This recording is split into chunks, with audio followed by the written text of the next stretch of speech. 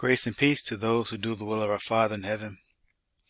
I was initially going to make this a kind of a longer and more polished documentary video, like the video that I did on Daniel's 70 weeks, but I think there really just isn't enough here to stretch the video out that long. It really is kind of a quick and dare I say like an open and shut case kind of thing when we are debating or diving into the location of Jerusalem, or maybe I should say the true location of Jerusalem, because that is in question and that is in and it's controversy right now. So a lot of people who are awakening to a lot of the lies that we've been told are questioning everything.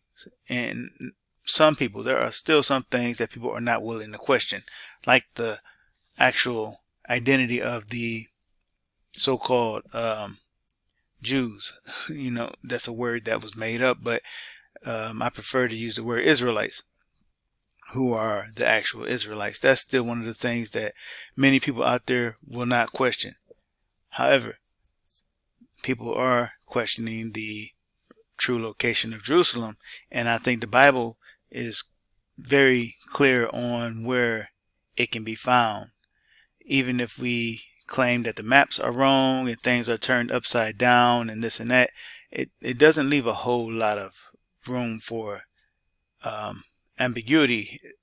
If you go to Daniel chapter 11, we will have a chapter here that really follows, for the vast majority of it, this chapter follows the king who rules over the West. And it begins with, the Median Persian Empire. And then at verse 3, it begins to deal with the West specifically. And it doesn't have to be one single location in the West. It'll typically be whichever region or whichever power rules over a certain area at a certain time, as you see when you go through this chapter. And just we'll go through a few of these verses to kind of determine which areas are considered to be in which direction in relation to Jerusalem. So in verse 3 here, Daniel chapter 11, verse 3, it reads, "And a mighty king shall stand up that shall rule with great dominion and do according to his will. And when he shall stand up, his kingdom shall be broken and shall be divided toward the four winds of heaven." And this was the division of Alexander the Great's empire. When he died, his kingdom was broken up into four divisions. And so what the Bible says here is that it was divided toward the four winds. In other words, four directions. You're going to have a north, east, south, and a west. And let me just also say that the fact that this book so accurately predicted the future is why they want to pretend that it was, or they want to lie and pretend that it was written after all of these events happened. But this book of prophecy is extremely accurate and proves that the Bible is true. So his dominion, I have some pictures. And since this isn't going to be really polished, I'm going to be going through it like really clumsily. I'm on this map, so I might as well just talk about it. So here we are looking at different areas in this, what we call the Middle East or Mediterranean region. And we have Greece here on the left, and above that Turkey. Here's where we currently say that Jerusalem or Israel is, actually right here, Jerusalem. And here's Egypt down here. And the Median Persian Empire had ruled all of Turkey and stretched all the way to Greece, and it goes off of this image that you see here. And so Alexander the Great came out of Greece, and he fought the Median Empire, the Persian Empire back. He fought the Persian Empire back. And let's go to the next image, and we can see the 4 divisions of his empire. You had the northern part of the empire, the western part, which was still mostly just Greece, smaller, and you had the eastern part called the Seleucid Empire, the Seleucid Kingdom, and then you had the south, which was Ptolemy's dynasty. His family had ruled down there for a long time, and it's really important to Daniel chapter 11. So going back to Daniel chapter 11, remember that Ptolemy's empire is in the south, in Egypt. Verse 5, kings of the south and the north. And the king of the south shall be strong, and one of his princes, and he shall be strong above him, and have dominion, and his dominion shall be a great dominion. This is talking about the Ptolemy Empire in the south. And another reason why we will know that this is speaking of Egypt is pushing the wrong button. In the end of years they shall join themselves together, or towards the end of their empire they shall join themselves together, the king of the north and the king of the south. Actually, it won't be a king of the south. It'll be the king's daughter of the south shall come to the king of the north. This is verse 6. The king's daughter of the south shall come to the king of the north to make an agreement. The king's daughter, let's go back to that map. The king's daughter of the south of Egypt will go to the king of the north, which covered where the old Roman territory in the west, no, this was the eastern part of the Roman territory. That was what is called Constantinople, and then eventually, what do they call it now? Istanbul. That is where that capital was. That is in this area here. See if I have the other map. It's called Istanbul here.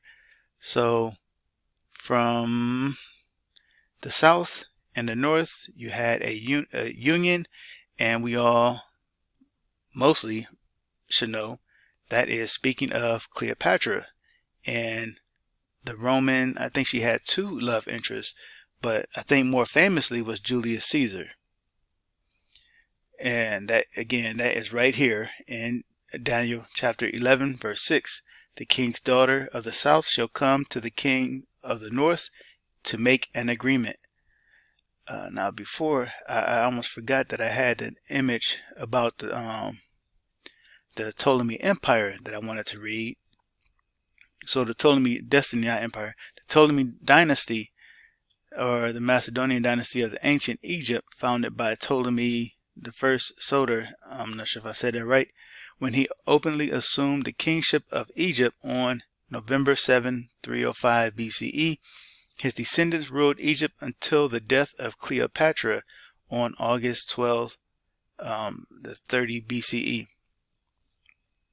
Now, that confirms what the Bible said. I'm trying to get back to here again. The king shall be strong.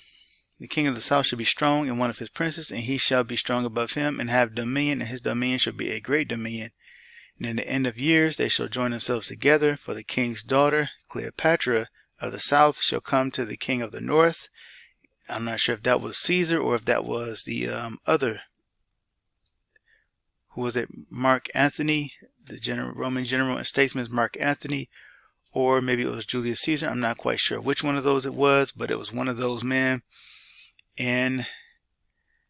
But she shall not retain the power of the arm, or the army, or the arm is their forces, neither shall he stand. So both of them are going to fall, nor his army, but she shall be given up, and they that brought her, and he that begat her, and he that strengthened her in these times. So she's going to be given up. She's going to fall, just like the whoever it was that she was with at that time. And let's see, what does it say here? Maybe it's the other page I'm looking for. Yep, until her death, his descendants ruled Egypt until the death of Cleopatra. So I'm assuming that when it's saying that she's given up, this is the time where she is going to be killed, or however that happened, whether she killed herself or whatever happened. So we are able to use this here to identify the north and the south. The north is Rome and the south is Egypt. And so it goes on in actually here, let's just read verse 8. And no, let's start at 7, because she did have a child. But out of a branch of her roots shall one stand up in his estate, which shall come with an army, and shall enter into the fortress of the king of the north, and shall deal against them, and shall prevail, and shall also carry captives into Egypt, with their gods, with their princes, and with their precious vessels of silver and gold. And so yeah, Egypt is named as the place where she was from, because she had as it says here, a branch of her roots, or a descendant of hers. And so he came out of the south and went up into the north and fought against them and prevailed. So the king of the south shall come into his kingdom and shall return into his own land. So Egypt is associated with the south. Let's go back to the map here and just reinforce that the south is Egypt. So wherever Jerusalem is, Egypt is south of it. So let's draw an imaginary line here and say that wherever Jerusalem is, it can't be below Egypt on the map. Now you may say that the map is upside down. Well, okay, if you want to say that the map is upside down and that north is actually south and south is actually north, then you would have to find the Roman Empire somewhere in Africa where you would say the north is on that map. If you flip everything upside down, then you would have to make the Roman Empire somewhere down here in Africa.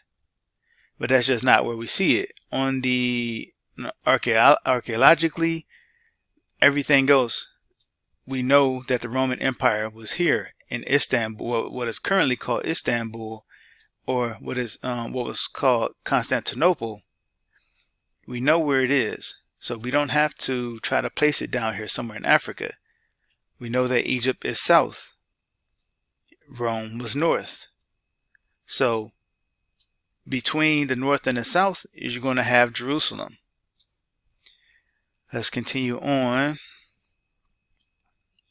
And we know that we're dealing with the king of the west again. And again, the west was identified as Greece. So let's draw a line here. There's the west, there's the north, and there's the south. So Jerusalem is going to be somewhere in this area, not down there in Africa, according to what we are reading in Daniel chapter 11. And of course, if you're going to have a book written by an Israelite, a Hebrew Israelite, you're not going to have them refer to the north and the south and be going by somebody else's perspective. They're going to be going by their own perspective. And this is Daniel. So he's going to be going by his own perspective. He's not going to be saying what is north and what is south according to the Greeks, or what is north and south according to the Romans. What is north and south according to him. Let's see. And I don't even know if I really have to go on far beyond that point, but let's see here. Again, Egypt is the south. Let's go to I was thinking verse 30 here. For the ships of Kittim shall come against him, therefore shall he be grieved, and shall return and have indignation against the holy covenant. So shall he do. So this is speaking of Antiochus Epiphanes, which you can read about in the book of Maccabees. And so Antiochus, we know, was Greek. And not only that, but it does help us out by saying that this is the Western king.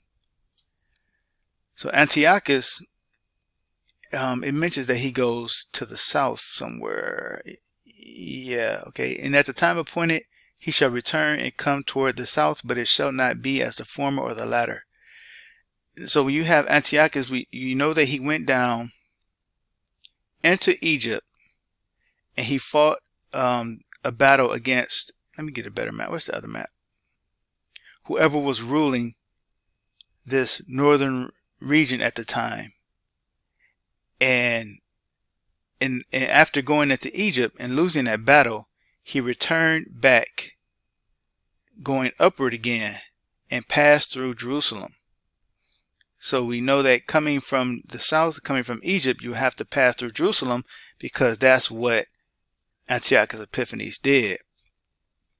So he had indignation against the holy covenant. So shall he do. He shall even return and have intelligence with them that forsake the holy covenant, and arms shall stand on his part, and they shall pollute the sanctuary. Again, an arm is an army. Pollute the sanctuary of strength, which is the temple, and shall take away the daily sacrifice, and they shall place the abomination that maketh desolate. Antiochus Epiphanes did that. A lot of people try to put this prophecy into the future, but this already happened. And such as do wickedly against the covenant shall he corrupt by flatteries, but the people that do know their God shall be strong and do exploits. And they that understand amongst the people shall instruct many, and yet they shall fall by the sword, and by flame, by captivity, and by spoil many days. So that happened at the time of Antiochus.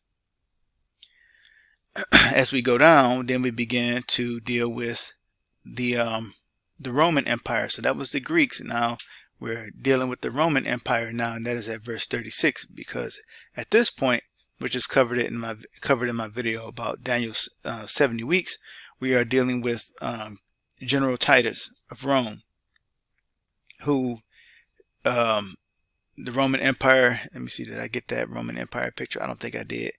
But the Roman Empire covers all of this territory at this point. The south, the north, the west, it covers all of this territory now.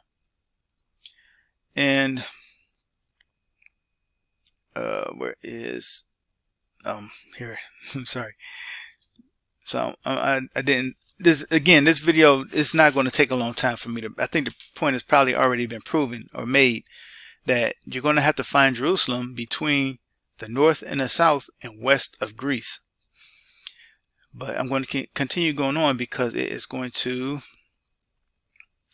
say something else, give us another detail about where Jerusalem is. And so at the time of the end is mentioned in the Bible. It is also referred to as the latter days, and it also I can't remember what it's called in Daniel. I think it's Daniel chapter 9. But the time of the end, that is the time that we are living in now. So when people, if you're reading Daniel chapter 11 looking for the future prophecy, it's not the prophecy about Antiochus. It's not the prophecy about General Titus. It's way down here from verses 40 through 45, and verses 40 through 44 have already been fulfilled. These are the verses dealing with World War I and World War II. And at the time of the end shall the king of the south push at him, and the king of the north shall come against him like a whirlwind. The king of the south at this time, this was talking about the Ottoman Empire. The Ottoman Empire at that time, now I'm going to have to get a picture of it. Okay, let's do this. Ottoman Empire. So again, remember that the south is Egypt, and at this time, let's I don't want to open that Reddit image up. Let's do this one. Open this in a new tab. No, not the link. Open the image in a new tab. Oh, I gotta click on the image. That's why it's not working. So Egypt down here, Ottoman Empire. At this time, the Ottoman Empire was ruling Egypt. The north is dealing with, where is it at? I have to find Germany. Germany. I don't have a, let me see, whatever. I'm not going to find a map for that. Maybe I do have one. Nope, it's not on here. But World War I and World War II. No, actually, World War I was the western powers were Great Britain, Italy, the United States, and when I say Great Britain, I mean the British Empire, and I can't remember if there was another one, and it was against Germany. Was it Bulgaria? And I got a whole video on this. I'm sorry, I'm not about to look up all this information right now. And the Ottoman Empire. So it was the West versus the Ottoman Empire in Germany, and that was the King of the South and the King of the North. Now, in verse 41, no, it's not verse 40, it's verse 42, it says, he shall stretch forth his hand also upon the countries, and the land of Egypt shall not escape. So the British Empire overthrows the Ottoman Empire, it defeats the Ottoman Empire, and for the first time, those lands over there are given borders, divisions, and we get mandatory Palestine carved out. So this is when the land is divided. When the Bible says that the Most High is upset that they divided his land, it was the British Empire that did that. So the British Empire went in through Egypt, and they had power over the and the Libyans and Ethiopians were at their steps, or they were right there at the edge of that territory that they had conquered. I need to just go ahead and get a map of that too. Okay, here is the image. So the British Empire went up into the Ottoman Empire through Egypt, and they overthrew all those lands, and they took Jerusalem. So if Jerusalem really wasn't there, they had no need to go there, but they went there. Now, what other clue are we given about the location of Jerusalem? Down here in verse 45, it says, and he, which is dealing with the West still, shall plant the tabernacles of his palace between the seas and the glorious holy mountain. So not only do we know that Jerusalem is, let's go here. There we go. Well, no, that's too close. I'm gonna zoom out. Okay, so we'll just stay here. Now, not only do we know that Jerusalem is, or Egypt is south of Jerusalem, Rome is north of Jerusalem, Greece is west of it.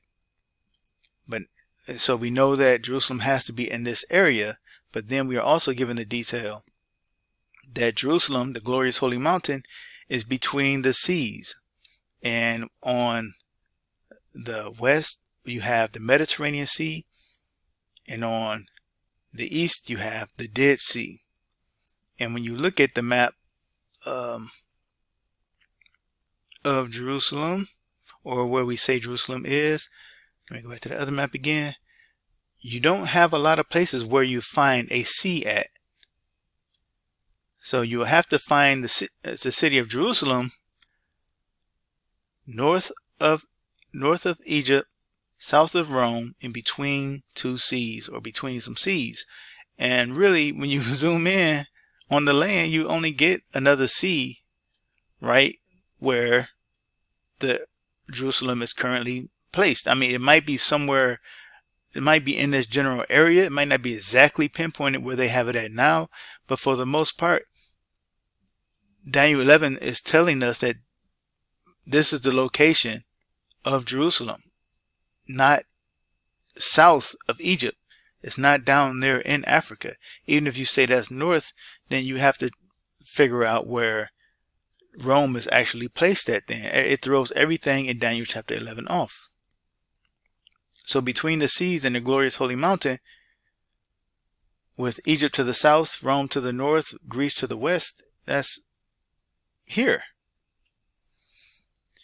So I'm going to end the video there. It went a little bit longer than I thought it would. But I think hopefully that kind of pulls anybody back from what I see as a deception about where Jerusalem is located. Because just like if you get the wrong people in place, then everything else is messed up. You're going to be wrong on everything else. And so if you got the location of Jerusalem wrong, how many other things can you possibly, or how many other deceptions or tricks can you possibly be set up for? You know, that's something to think about.